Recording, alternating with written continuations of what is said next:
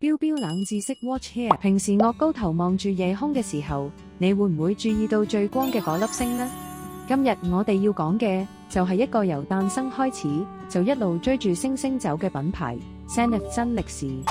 1865年，22歲嘅 Georges Favre-Jacob 喺瑞士 La Local 創立工坊，當時仲係叫做 Favre-Jacob。為咗提升效率，同時令品質更可控，佢將製錶工匠全部集中喺同一屋檐下，開啟咗現代鐘錶垂直整合嘅模式。有一晚散步，佢望住天空最高點最光嗰粒星，俾一個天文學嘅詞彙吸引，佢就係 Zenith， 意思係天空嘅最高點。1897年，佢先將旗下最精準嘅機芯命名為 Zenith， 喺1900年舉行嘅巴黎萬國博覽會上獲獎。1905年仲正式將品牌更名為 Zenith， 五芒星標誌亦都從此確立。1909年，飛行先鋒 Louis Bl. 帶住 Zenith 飛越英倫海峽，令呢粒五芒星真正踏上天空嘅舞台。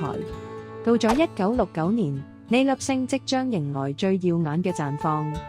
下一集我哋會由 El Primero 機芯嘅誕生開始，睇睇呢粒星係點樣照亮成個鐘錶世界。